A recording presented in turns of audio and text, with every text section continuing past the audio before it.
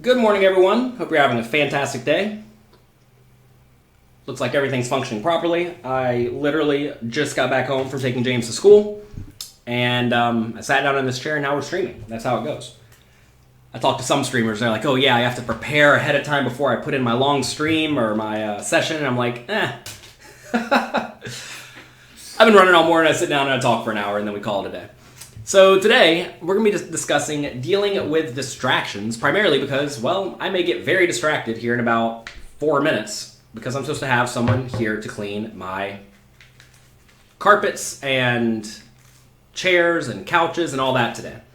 So there's a chance I'm going to have to leave for like 3 minutes to explain what's going on to them if they show up. They didn't call to confirm or anything yesterday.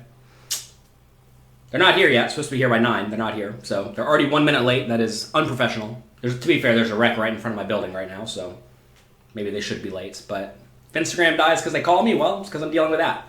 And if I have to leave for 3 or 4 minutes, such is life. You all will be okay. We'll put on the be right back sign, and that'll be that. What's happening here? Interesting. 1 second, everyone.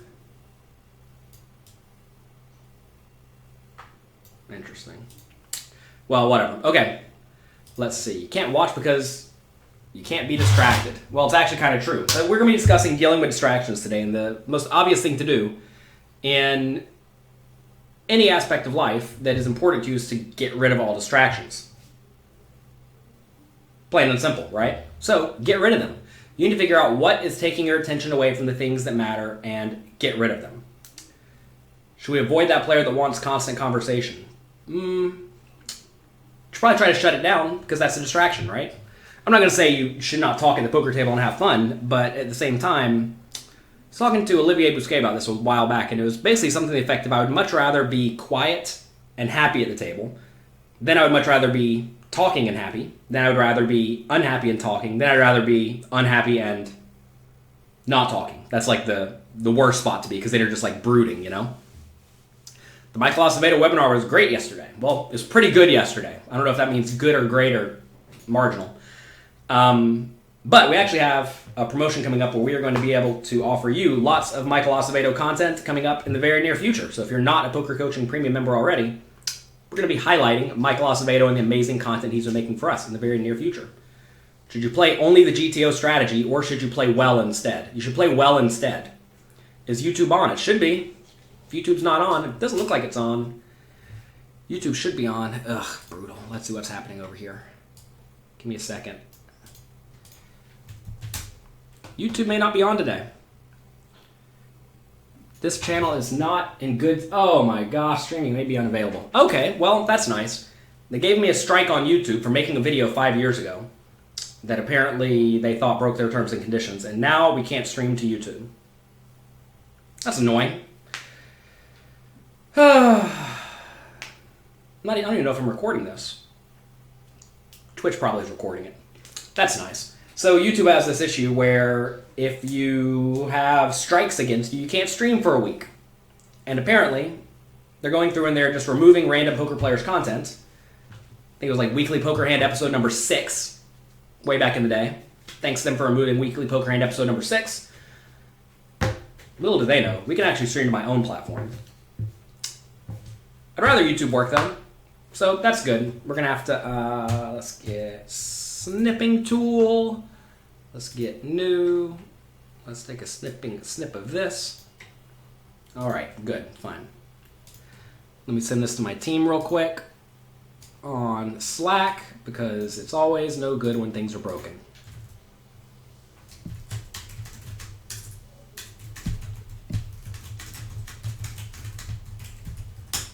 All right, fine.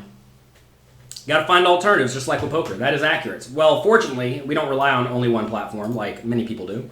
We have Twitch, Instagram, Twitter, Facebook. We're on all those places, so you can still find me there. All right, going back to distractions. Speaking of YouTube distracting me by not streaming me there. Get rid of distractions, right? Before you go to do any major task in life at all, you want to do your absolute best to clear your plate.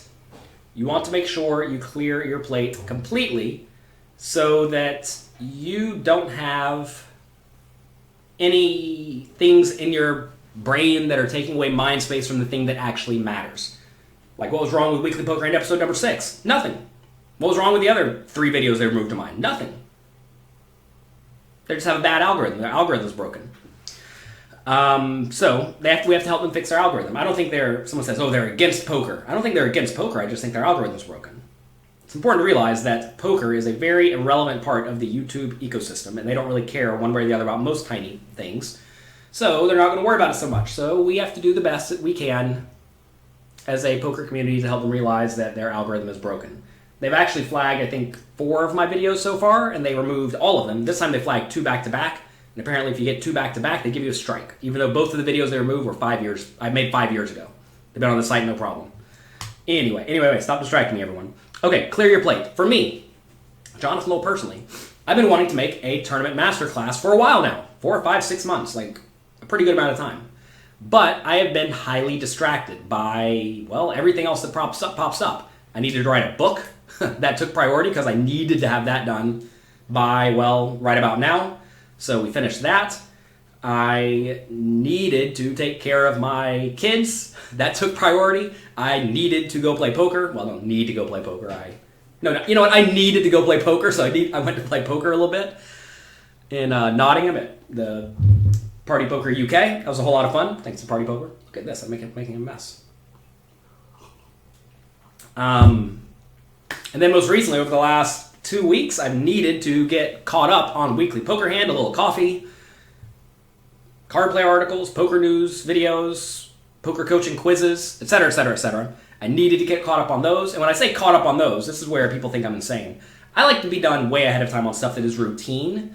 So things like Weekly Poker Hand, I don't know if people know this, I'm done until August of this year because I don't like to have to think about that.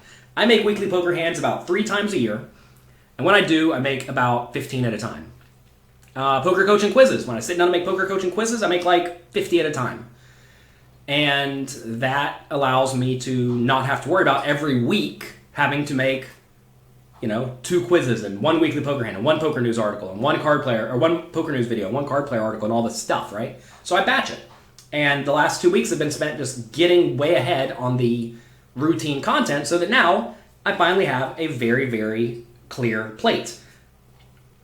You can't see me on YouTube for some reason. Yes, that's because they gave me a strike for making a video 5 years ago that they think broke their algorithm. So that's nice of YouTube. Thank you. Will the webinar be available for poker coaching subscribers? Look, any video that we make for poker coaching members is obviously going to be available in the poker coaching premium content library. That should be obvious. You'd never have to ask me, will the recording be available? Yes, the recording will be available. We don't have a problem with that over here. I know some people like to give you only live, and if you miss it, you're screwed. We don't do that so much. Kevin Smith, welcome. Yeah, on Facebook. Click like, click subscribe. Whatever you can click on Facebook. Click it up. I actually like YouTube a lot, by the way. Some people are saying YouTube's awful. We hate YouTube. I mean, I actually like YouTube because YouTube has a few features that all the other sites don't. And so I pay YouTube, I think, $5 a month or something like that to have YouTube Premium or Plus or whatever they call it. And that allows you to not have ads, which is good. I hate ads. Ads are a gigantic waste of everyone's time. Also, YouTube allows you to play at a faster speed. So I watch a lot of videos at 1.5x speed so that I don't waste my time, right? Maybe I just don't like wasting time. YouTube allows you to download videos ahead of time. So if I go on an airplane, I don't have to pay $20 for Wi-Fi. I can just download 10 videos very quickly and have those videos to watch on the airplane, which is great. You can download stuff to watch in other countries if there are country restrictions, etc., etc. So I actually like YouTube a lot. It is by far the video platform I use. But for some reason, they are giving everyone problems on YouTube. Well, I say everyone. Poker content creators on YouTube. The recording will be available on YouTube. I don't know if this recording will be on YouTube. I don't think they're letting me upload videos at the moment. Because I have a strike. I broke the rules 5 years ago, apparently, by making a video that actually didn't break the rules. You're facing a downswing. How should you come out of it and play positive? I believe I just made a video on this, dealing with downswings. If you can't find it, Well, no, you need to go find it. If you can't find it, it means, well, you're probably not going to come out of your downswing. You need to go to twitter.com/Jonathan. They'll scroll down a bit, find something on downswings. All right. So, you want to make sure you're focusing on the one task at hand. And one thing that, I know I have a problem with, and maybe some of you do as well, is you want to get rid of the nonsense addictions you have in your life. And, for example, for me, for a little while, this was a game called Hearthstone. It's a quick game you can play. It takes 5 minutes to play a game. But that's a distraction. And inevitably what happens is anytime I would have 5 free minutes, because let's say I'm going to start a webinar at 9 o'clock and it's 8:50, I'll load up a Hearthstone game. The problem, though, is that reinforces the idea of whenever you have free time, you need to be doing something that is completely unproductive and a waste of your time. Now, I say it's a waste of your time. It's not actually a total waste, because playing any strategy game is, I think, useful for poker because it gets you to think about various angles and whatnot. But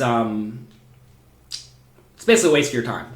And a lot of poker players spend a lot of time on games that are very irrelevant to their actual profitability. Hannibal here saying Call of Duty. A lot of poker players spend time on games like chess. A lot of them spend time on Words with Friends. They spend time on Magic the Gathering. I know I spent years of my life on Magic the Gathering. They basically these are things that take away attention, right? And I think that's a mistake. If you are going to be spending your time doing something, you feel like you must spend your time doing something, I would definitely tell you to make it pertaining to your primary focuses, which for me is poker, right? Why am I not studying poker in that 5 minutes? I should be studying, why am I playing Hearthstone? I should be studying poker, obviously. So I tell you not to waste your time, but also what happens with games like Hearthstone or Magic the Gathering or chess or any of these games is, let's say you are going to have lunch, which is what I would do. I'd have lunch and say, all right, I'm going to play a little bit of Hearthstone for the next 30 minutes during lunch. Sure, seems harmless, right? I have a 30-minute break. During my break, I can do whatever I want. So, play my 30 minutes of Hearthstone. Inevitably, it always goes 33 minutes, 38 minutes. And then, you're like, let's play one more game. Or, as Paulie says, if you're watching the History Channel, let's watch one more show. Next thing you know, you've been playing for 3 hours. You wasted a bunch of time. Is Matt Affleck's webinar available on Poker Coaching Premium? You can't find it. Listen, everything should be available there. If you can't find it, send an email. It's really easy. Send an email to support@pokercoaching.com saying, I cannot find X piece of content. Please navigate me to it. And hey, maybe it's a mistake on our end and it's not there. You play Magic and poker at the same time, I tell you that's probably a mistake. One thing I think you'll find is that playing 2 different strategy games at the same time is quite difficult for most people. It's difficult for me, and I'm good at multi-tabling. So definitely a mistake.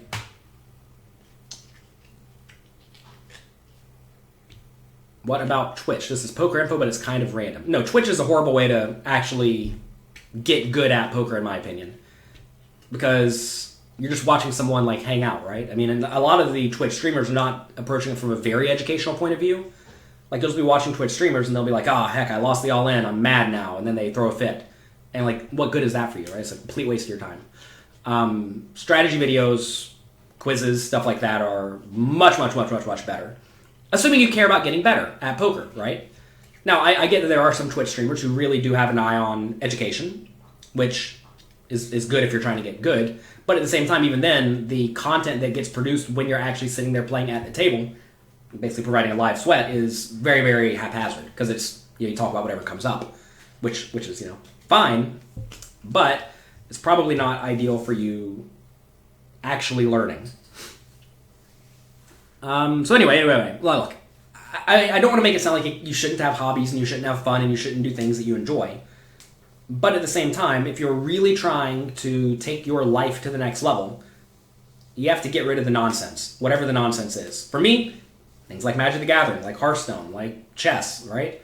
I like those 3 games all a lot, and I basically killed them in my brain. And that's something that just had to be done given my point in life. I'd rather spend my time with kids, which some of you may say kids are a waste of your time. Maybe they are, maybe they aren't. But my time gets spent now on kids and all of you. I'm working to make content for all of you and playing poker to inevitably get content for you and continue trying to remain a top poker player. Should you wear sunglasses or would that make you be viewed as a novice in a tough tournament tomorrow? Do whatever makes you comfortable, man. Jason Somerville recommended my books in his last stream when someone asked for a poker book. Cool.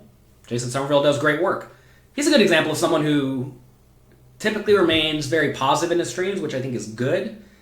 And also he sticks to the point, which is probably why he's relatively popular, right? That's a good example of someone who I think you probably can pop in for a few minutes and maybe learn a little something. That said, even then, streams are random. That's the problem with streams, that you have to sit there for quite a while to get great content, whereas when you watch something like a training video, you get it pinpointed and it's very direct, right? What's the best poker simulator? I mean, I would tell you just to go through the poker coaching quizzes. Those are not simulated hands, those are real hands that we played, and we give you our feedback as a professional poker player. Poker Snowy is good though. Check out JonathanLittlePoker.com / I think it's Poker Snowy or /Snowy, one of the two, and it'll give you some videos of me playing against it. Dash said you love the Cash Game Masterclass. Great. You can check that out at pokercoaching.com / cash, I think. How do you deal with running bad? You don't need to deal with it because it doesn't matter. Downswings are irrelevant if you play with an edge and you play with a proper bankroll and you put in an adequate amount of volume. Equalab or Flopzilla, they're different. They do different things. It's important to realize that various tools do different things. So please, please, please be aware of that. Don't think it's one or the other. It's both. It's like saying ICMizer or Equalab. They're different, right? You need both. Okay. So definitely get off addictions. Other addictions I've seen poker players struggle with, or I myself have struggled with, are drugs, clearly. You need to get off drugs. Alcohol, that's a good example of a thing that you need to get off of. And an easy way to get rid of all of these things is to just remove them. For example, me with Hearthstone, used to be right there on my desktop on the computer. It's not there anymore. It's gone. I don't see it. I don't think about it, right? If you have alcohol in your house, and you know that you like to have a drink at 4 p.m. every day, and you know it's negatively affecting your life, get rid of the drinks, right? Same thing with anything that negatively alters your mind and makes it difficult for you to get your work done. Whatever that means, right? It could be literally anything. And it could be things like social media, right? So many poker players I see, they're sitting at the poker table. I'm thinking of one guy right now, and he's like, it's going to sound bad, but he's such a loser. He's sitting there and he's like scrolling through his Twitter, refresh, and like nothing's refreshing because nothing new happened over the last 4 seconds. And he's just like tilting because he's not getting a new hit of dopamine or whatever. And it's like, what are you doing with your life, man? And you got to get off that kind of stuff. So, I mean, an easy way to do that, don't take your phone to the casino. Or, if you have a little bit more discipline, turn it off and put it in your bag. Or just don't touch it while you're playing poker, right? You need weed to handle the variance from poker. That sounds to me like you don't understand the variance of poker. You need to probably get off weed and study what variance poker looks like and then accept that that is normal and natural. You're on the bubble, 18 big blinds is on the button, you raise ace-jack suited. You probably should have just opened jammed. Got shoved on by small blind, you call. So you'd much rather just jam the ace-jack suited on the bubble.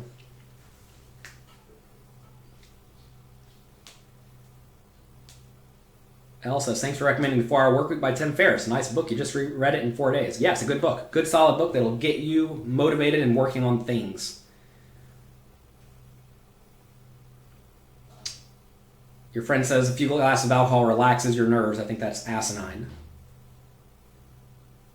Should you ever use the cash out feature on PokerStars? I never have and never will because I'm properly bankrolled.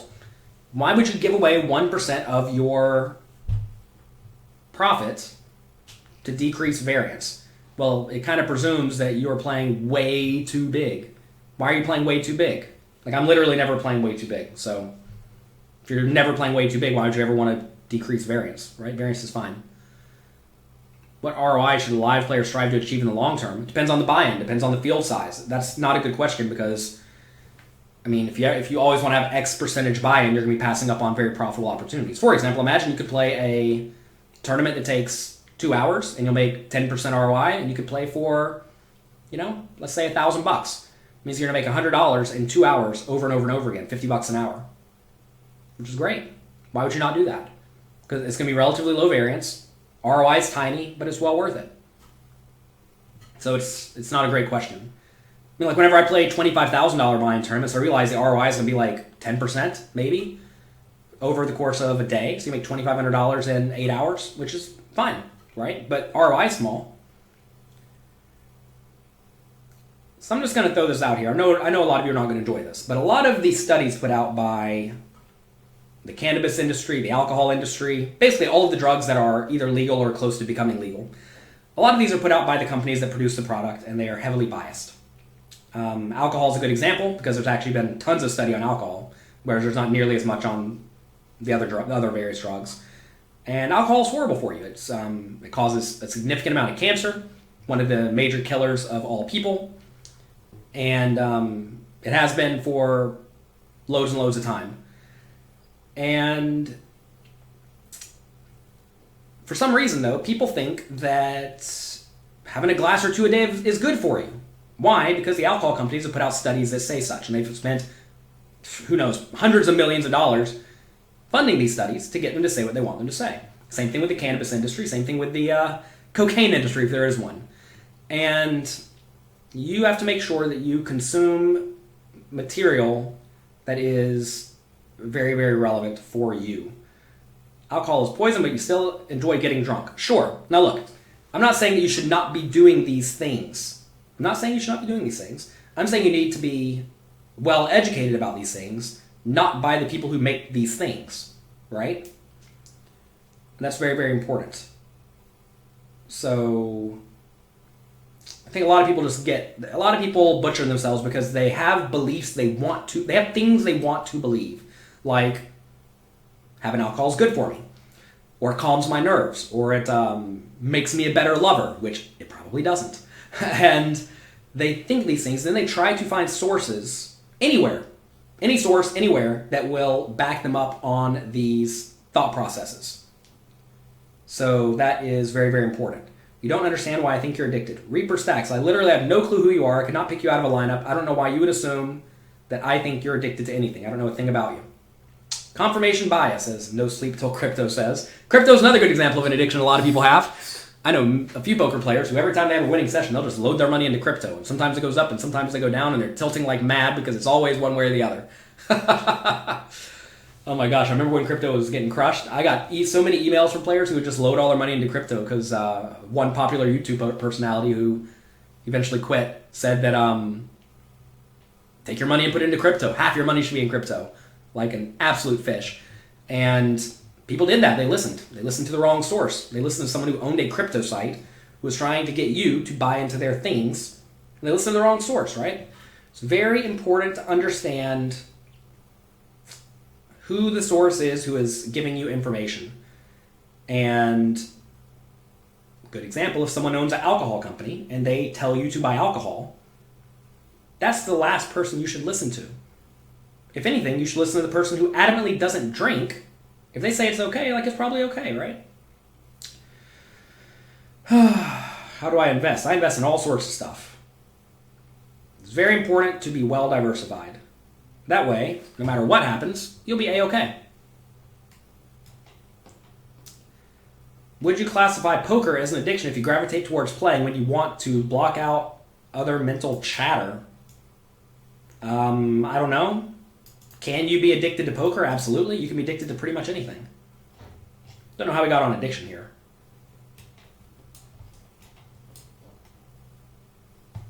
It was good to buy a little crypto since the price was under $1,000. Listen, Vocus. First off, the price of what? What is a crypto? First things first, we're already not being clear and distinct, right? If you want to buy a basic attention token for $1,000, you're going to lose all your money. You're going to be able to buy them for forever. If you buy them for $1,000 because they're worth 20 cents or something, right? Good example. So first off, know what we're talking about. Next, what if you have $50 to your name? Should you take all 50 of your dollars and put it into crypto? Well, probably not, right? You should probably worry about buying lunch because you'll starve because you don't have any money. Am I still taking cold showers? Yes. What are the benefits? I don't know. There hasn't been enough studies done. They claim helps you get focused. They claim helps with metabolism. They claim helps you not get sick. I'm rather sick. Because we'd help calm you in poker. Again, why are you all getting hyped up? This is something I hate, that the media has portrayed, that you're supposed to be hyped up and excited and tilty and crazy when you're playing poker. Why in the world do you think that you need to be anxious or angry or tilty or sad or any of that when you are playing poker? Why can't you just be calm? Just be calm. Sit there and play well. You don't need outside substances to help you with that. Okay. Back on topic. Well, to be fair, these things, these addictions are major distractions for people. I mean, you see it at the end of every poker session when you're playing tournaments where essentially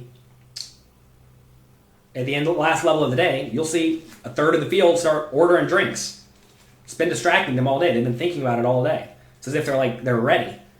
And that's not good. You'll see people with cigarettes are a good example of this, right? I've been fortunate to completely avoid those as a kid. So I have no desire whatsoever. And you'll see people like jonesing for a cigarette 45 minutes into the level, and they have to get up and run and go smoke a cigarette. I mean, what kind of worse distraction would you want in life that makes you get up and blind out for 5% of every level? I mean, that's just how you're going to win. If you're sitting out, if you're literally blinding out 5% of the time, I mean, good luck winning at poker if that's you. There's actually a good online player I'm thinking of who crushed online, went to play live, and he was just getting demolished live for years, and he was always wondering why he was not succeeding. And he asked me one day, he's like, man, crushing online poker, why am I losing at live poker? Turns out, I gave him the answer, you're smoking cigarettes all the time. And he would literally go smoke every 20 minutes for 3 minutes. He puffed them quick. He was very GTO at smoking his cigarettes quickly. But he still would get up and leave for 3 minutes every 20 minutes.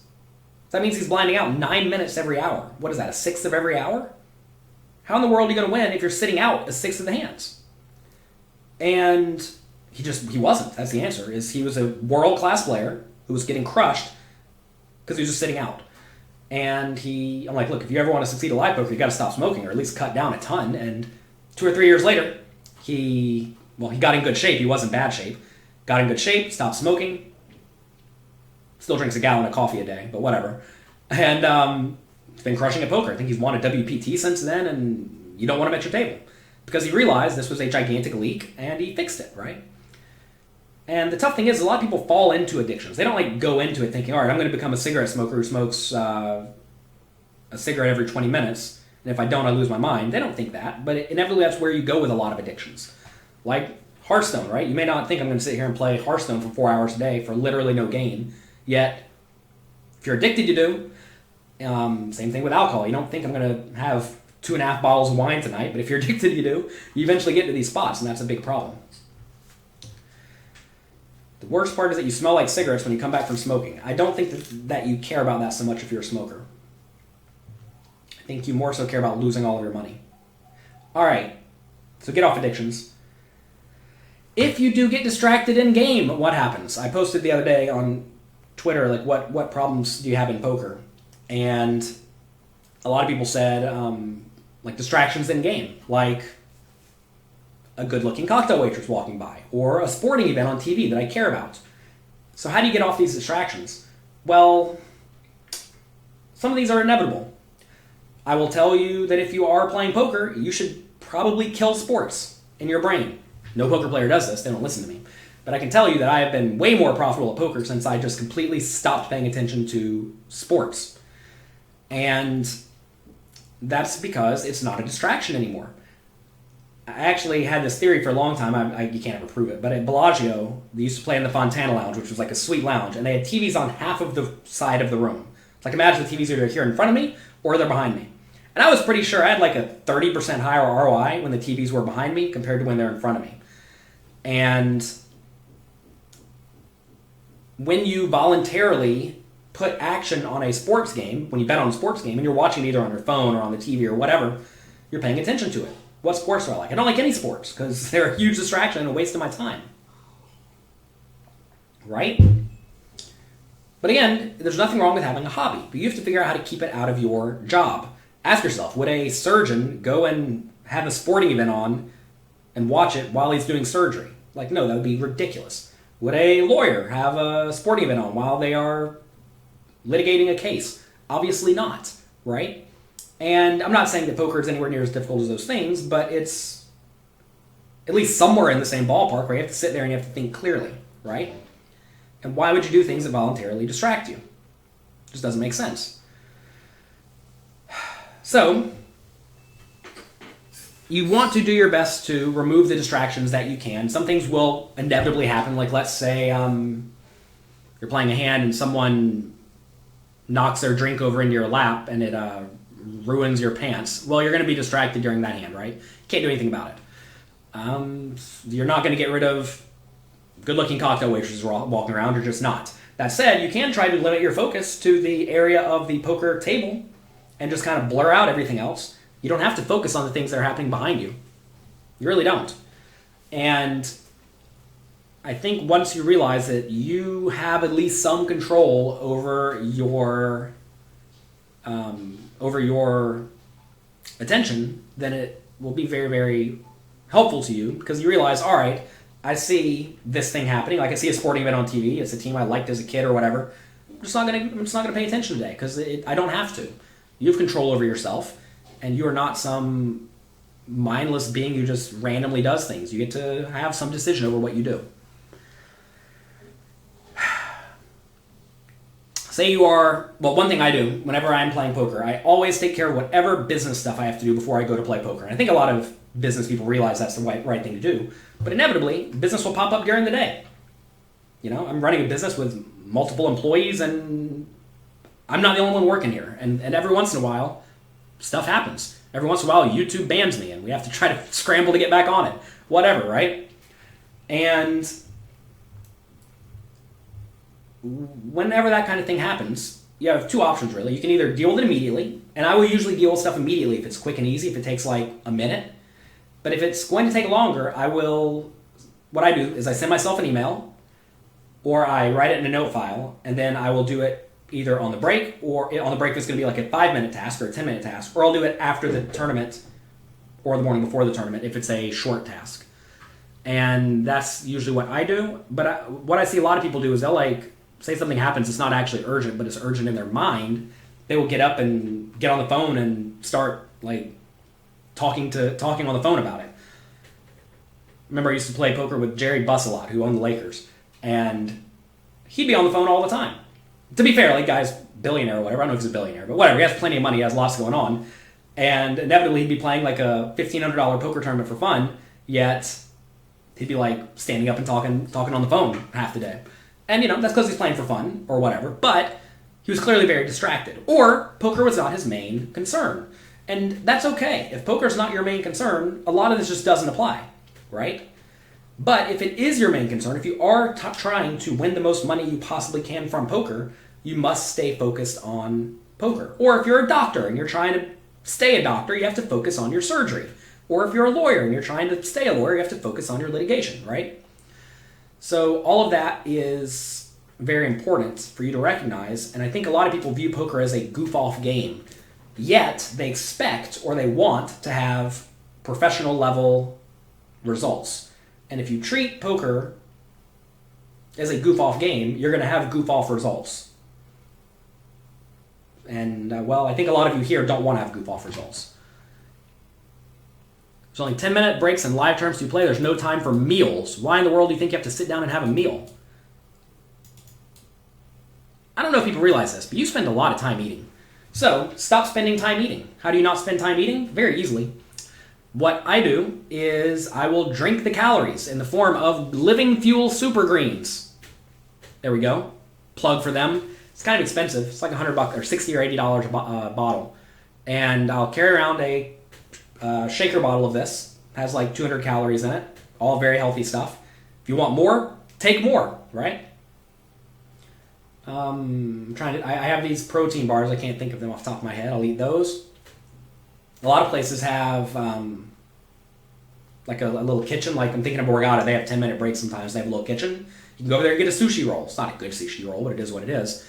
But don't think I have to go sit down and have myself a nice steak and bottle of wine every time I want to eat. Realize that today we're not having meals. Today we are going to get our calories as quickly and efficiently as we can. Dried fruits and nuts, great way to go. Do you listen to music when you play poker, or am I only focusing on the table? I do my best to not listen to music at the table. And to be fair, really, whenever I have headphones in, I'm almost never listening to music. I'm almost always listening to podcasts when I'm just like out of it and voluntarily autopiloting because I'm not with it. Which is not necessarily a good thing to do, and I would recommend everyone against it because that's very distracting. What do you think about people at the table trying to distract you? How? How are they trying to distract you? Give me an example. Anyway, a lot of you are saying like various protein bars, et cetera, et cetera. Make sure they have a low glycemic index. You can look up glycemic index online to see what I mean. I ruined myself for a while by eating a lot of these, they're called Cliff Bars, which are great if you are working out hard in that moment, but they're awful if you're sitting down in a chair doing nothing. Also, we used to drink a lot of this naked fruit juice, which is just like all sugar, and I thought it was good, right? The good marketing on their part, like, oh, look at all these fruits and vegetables in here. It's so good for you. But in reality, it's just like awful for you. So those things, they're just not good for you, right? So you have to learn how to read a nutrition label. And you also have to do a little bit of diligence to see if these things are actually good for you. So you want, well, who knows what you want for your exact scenario. But I would generally tell you probably want relatively low sugar. You play better with music and sunglasses. I would venture to say, and there have been studies on this, that most people play worse. They do everything worse when music is playing, if it's not just like really soothing music. And the benefit of music is that very often you can do mundane tasks longer with a adequate level of focus. So in theory, you can play longer sessions with music, but you will play worse across the board. How much worse? Probably not much. 1% ROI, 2% ROI, 5% ROI. I don't know. Cap says, damn, you always drink the naked drinks. You say, LOL, the realness of Jonathan Little, and now you're like, oh my god, he just outed me. Yeah, they're not good for you. Well, they're good for you if you're going to like get up and go run 13 miles, but they're not good for you if you're going to sit and play poker and sit on your butt. Anything that's like really high carb or really high calorie is okay if you're going to burn it off immediately. But if you're just going to sit there and let it turn to pure fat on you, it's not ideal.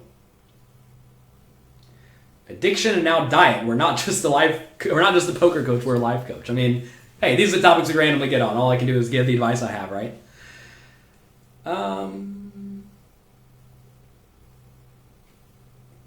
What are the pros and cons between my site and various other poker training sites?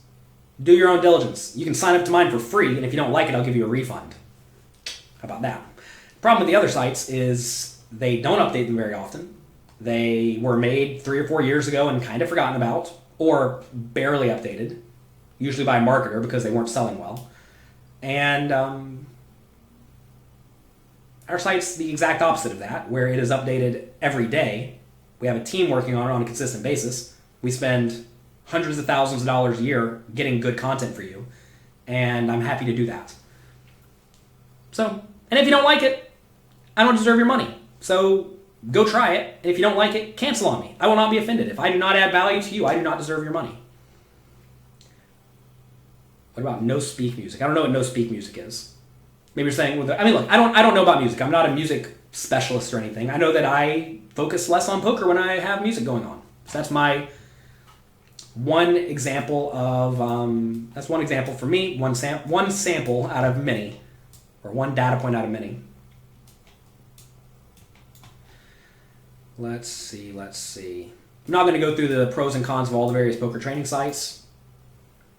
If you're looking for a very good course, in my mind, I think Raise Your Edge is solid if you want to spend $1,500. It's not fully made yet, which is also a bit of a problem, but it's good material. High level, kind of hard to consume. To be fair, it's probably made for professional players, right? Who don't really need... look, it's bland. It's bland and it's really high level. You want bland, high level content? Well, we have that at poker coaching, except for it's not so bland. And, I don't know. I'm not going to go through the pros and cons of every training site. They all have various pros and cons depending on what you're trying to go for, right? Some of them are just like incredibly basic, and that's okay if you're a very basic poker player. We try to hit all sorts of levels of poker player because I realize that people come to me at various points in their career. The reason a lot of other sites can't do this or don't do this, though, is because the person in charge isn't devoting their whole life to it. Whereas I'm devoting my whole life to it. A lot of poker players who try to make a training site devote, like a week to it or a month to it, and then they forget about it. And, that's okay. It's not their job, right? They're not trying to actually make a business. They're trying to make a little bit of money right now and then forget about it. They want to work one time and then be done, whereas I want to work all the time and never be done. What's the best GTO book? Oh, here we go. Here it is. Modern Poker Theory. Building an unbeatable strategy based on GTO principles. Michael Acevedo wrote this book, Modern Poker Theory. It's a hard book. You want hard content. Modern Poker Theory is for you. And he makes content for PokerCoaching.com. He is the foremost GTO expert in the poker world today. I helped him get this book deal. I edited this book. This was a pain. And it's a great book, though. I'm very happy with it. And now he makes videos for poker coaching because I guess he likes working with me. So he has all sorts of content. I'm actually going to be doing a webinar with him coming up next month where he's going to be reviewing one of my deep runs that I've made. I don't know which one he's going to review, either second or third place score that I had last time I played online in a $1,000 or $2,000 buy-in tournament. So he's going to be reviewing that and pointing out spots where I messed up. So that'll be fun.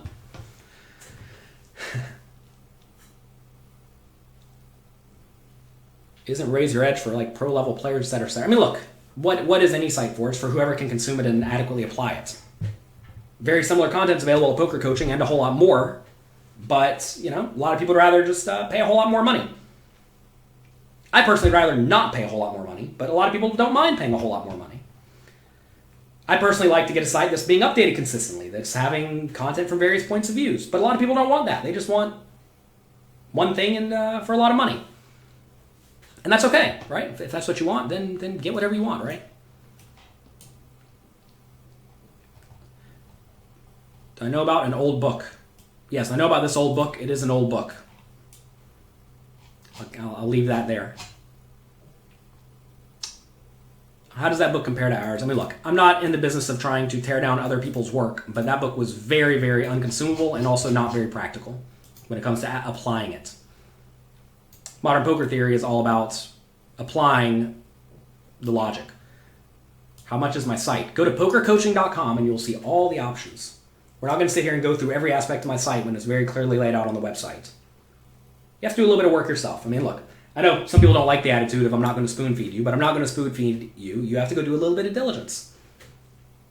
And if the pricing is not up there, if it's not very obviously available, then send us an email, support@pokercoaching.com, but I can tell you it is. What is my ritual before a morning tournament?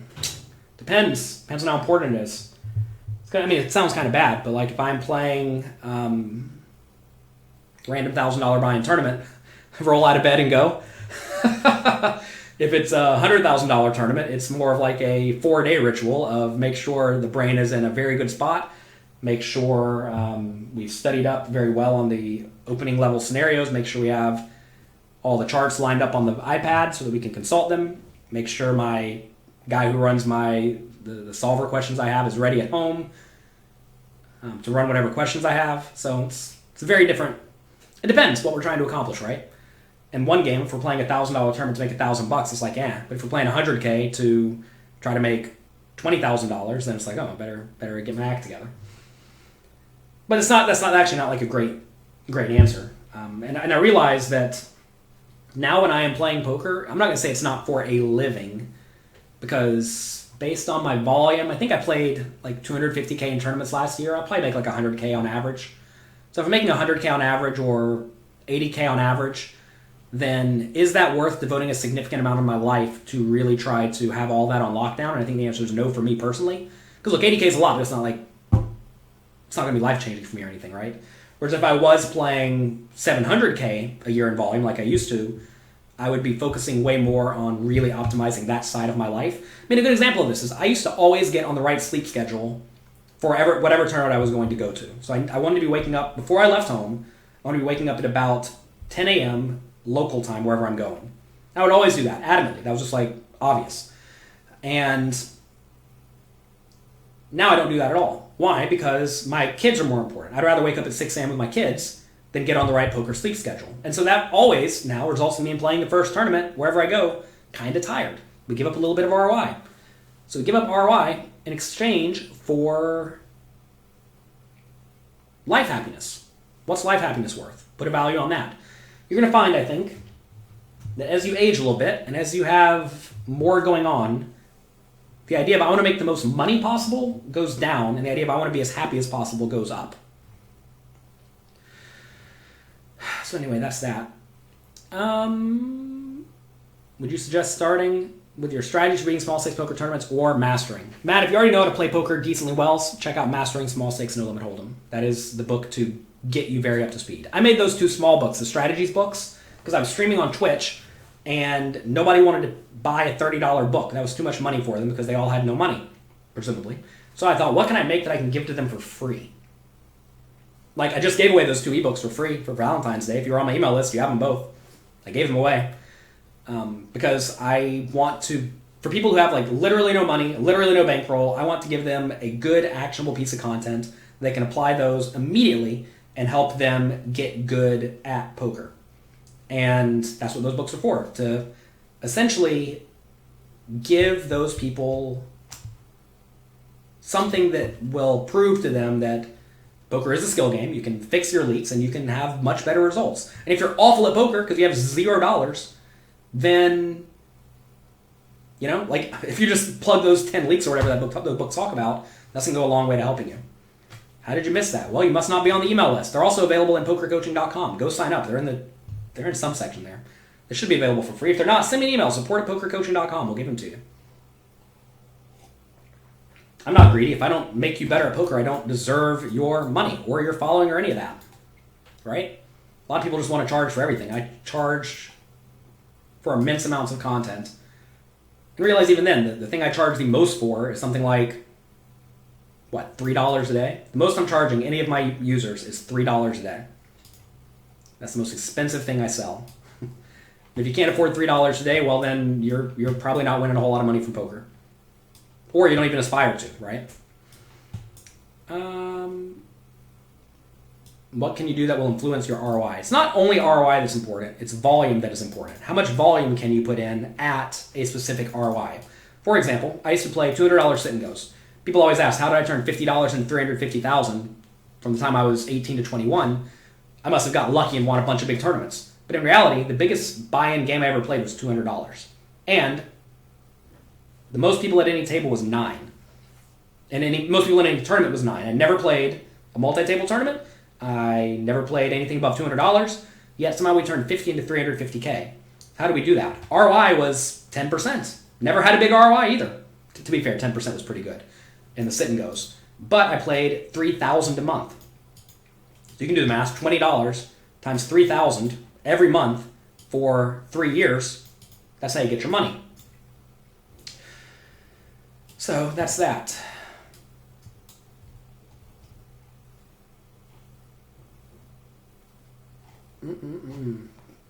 God's Big Toe is streaming poker coaching study sessions on Sunday morning. Yeah, God's Big Toe and Crazy Sixes, they have fun streams, and they have a very dedicated poker coaching study stream. If you don't feel like going and signing up and getting a free trial and doing it yourself, well, watch them. I think they stream, I don't know what time they stream actually. I think it's like noon or something. Well, I don't know exactly when they stream, but they stream them going through poker coaching content for like an hour before their sessions. And I think it's actually a good idea for a lot of people if they, whenever you do go to play, a good way to kind of get your brain thinking.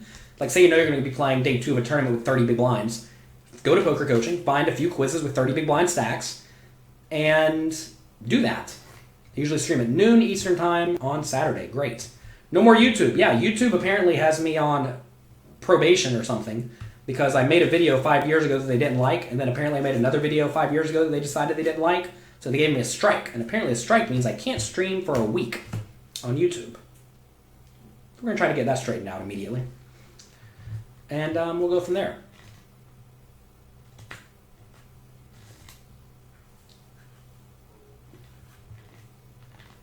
Terminator, I'm not exactly sure what you're referring to. Send us an email, support@pokercoaching.com, your question.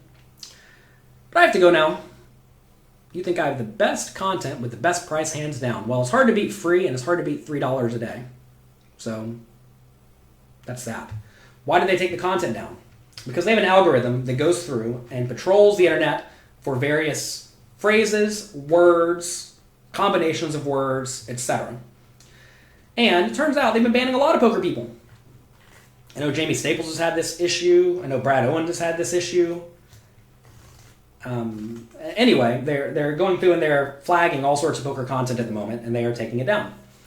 They actually flagged, I think, 4 pieces of my content over the last 3 months. Every time we appealed, every time it was all straightened out. This is the first time they flagged them back-to-back. And apparently back-to-back infractions will get you a strike. 3 strikes and you're out, apparently. Hopefully they don't just go through and flag more and more of my content. That'd be bad. But so, anyway, we're not on YouTube today because of that, which is very annoying to me. Talk about a distraction, huh? Now I'm going to spend the rest of the day getting back on YouTube. I have to figure out who I know on YouTube and get on that immediately. One nice thing is that with any luck, we will do our best to fix the problem.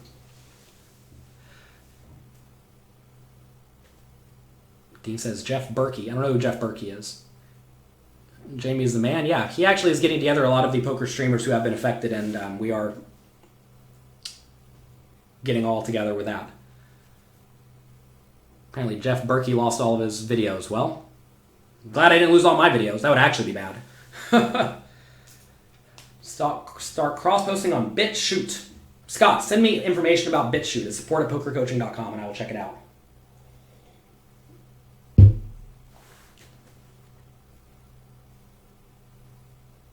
All right, well, I have to go now. I have to go deal with YouTube. Hope you all have a great day. Hope you enjoyed me talking about distractions while being distracted by many things. It's like multitasking. What is today? Wednesday? Right in the middle of the week. Look, this is the exact time you need to make sure you do not get on your addictions. The time where you need it the most, the middle of the week when things are toughest, are when you must remain most disciplined and the most strong, and you have to persevere through whatever life throws at you. So, be strong. Realize you do not need whatever nonsense you have in your life. Focus on the things that really matter to you and make the most out of them, because you only have one life to live, and if you squander it, that's not good. And I'll tell you, as your time starts to run out, not that I think my time's running out yet, it could be, but not that I think my time's starting to run out, as it starts to go away, you realize I really need to maximize my time, and I need to enjoy myself, and I need to be impactful. And I would recommend all of you out there figure out a way to have a positive impact on other people as many times and as most times as you can, because that is how you add value to the world. And I think that's probably what we're supposed to be doing here, is adding value to the world. Have a great day. Good luck. Enjoy yourselves. Check out pokercoaching.com if you have not already. Sign up. If you don't like it, cancel, and I'll give you a refund. Because if I don't help you, I do not deserve your money and I do not want your money. But fortunately, I know that I have content that will help you become an immensely better poker player.